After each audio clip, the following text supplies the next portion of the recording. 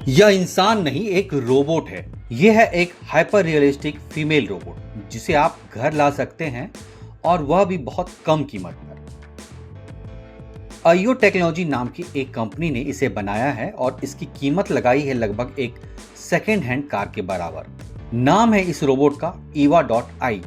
एक companion robot है जो सिर्फ आपके कमांड का इंतजार नहीं करता बल्कि आप पर रिएक्ट भी करता है। यह रियल टाइम में आपकी भावनाएं पढ़ सकता है, आपकी आवाज, आपके चेहरे के भाव, यहाँ तक कि आपका स्पर्श भी महसूस कर सकता है। और सबसे चौंकाने वाली बात यह है कि जब आप ईवा को छूते हैं तो यह एक कोई ठंडी धातु या प्लास्टिक जैसी नहीं लगती, क्योंकि इस रोबोट की बॉडी का टेम्परेचर इंसानों के बॉडी के टेम्परेचर के बराबर रखा गया है। यह रोबोट यानी eva.i अभी किकस्टार्टर पर मौजूद है, जहां अभी सिर्फ 200 यूनिट्स उपलब्ध है और इसकी कीमत है सिर्फ $800, यानी इंडियन करेंसी में 7,30,000 के अराउंड।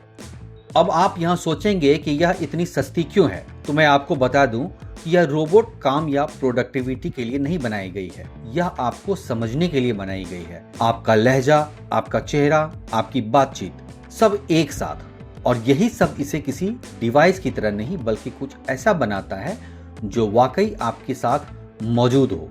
आईओ टेक्नोलॉजी रोबोनोवा ब्रांड के पीछे की कंपनी eva.i को एक ऐसी समस्या हल करने के लिए बनाया जो कोई और ऐप या वॉइस असिस्टेंट ठीक नहीं कर पाया, जिसे कहते हैं डिजिटल अकेलापन।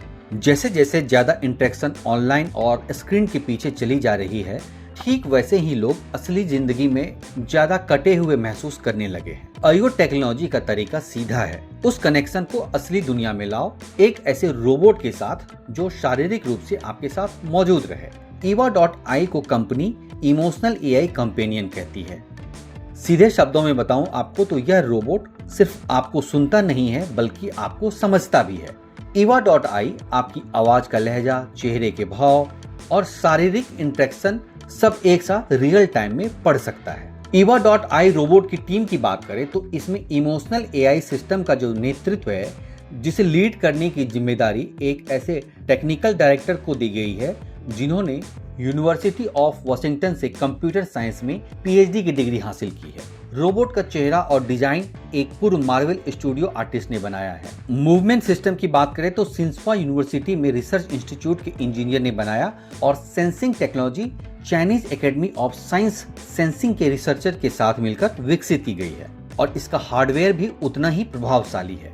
eva.i में 3 परत वाला कंपोजिट स्किन सिस्टम है जो मशीन की बजाय जीवित जैसा महसूस कराने के लिए डिजाइन किया गया है।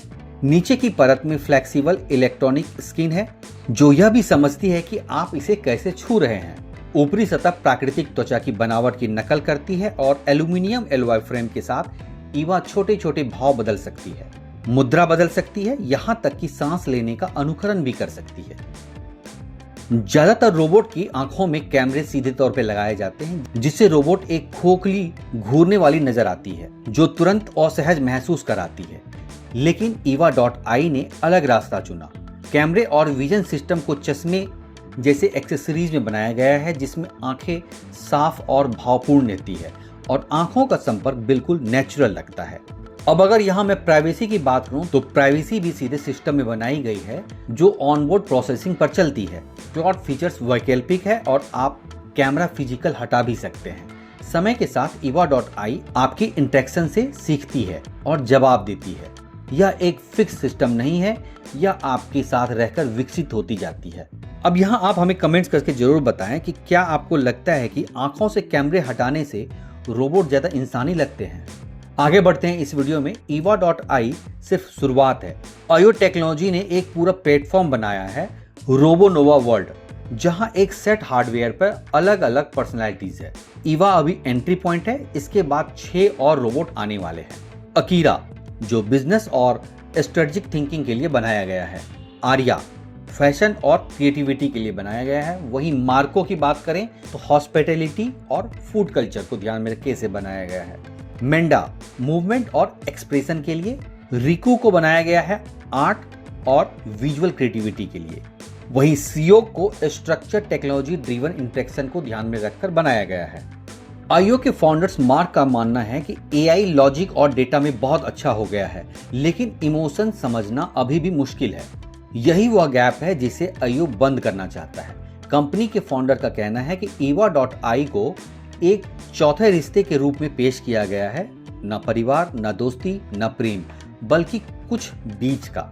एक ऐसी मौजूदगी जो बिना दबाव, बिना उम्मीद, बिना जजमेंट के इंटरेक्शन हो, क्योंकि डिजिटल दुनिया में लोग अकेलापन बहुत ज्यादा महसूस करते हैं। तो इसलिए उस गैप को फील करने के लिए ऐसे रोबोट बनाने की जरूरत पड़ी है। इस कॉन्सेप्ट को साइकोलॉजिस्ट के साथ मिलकर शेप दिया गया है, इमोशनल इंडिपेंडेंस सपोर्ट करने के लिए, न कि डिपेंडेंसी बनाने के लिए। अब यहां आप बताएं, आपको क्या लगता है, क्या एक रोबोट बिना जजमेंट के इमोशनल सपोर्ट दे तो क्या वह हेल्दी है या डेंजरस है? और क्या अभी हम इन सब चीजों के लिए तैयार हैं? वीडियो पसंद आया हो तो सब्सक्राइब जरूर करें। मिलते हैं अगले वीडियो में, तब तक के लिए धन्यवाद।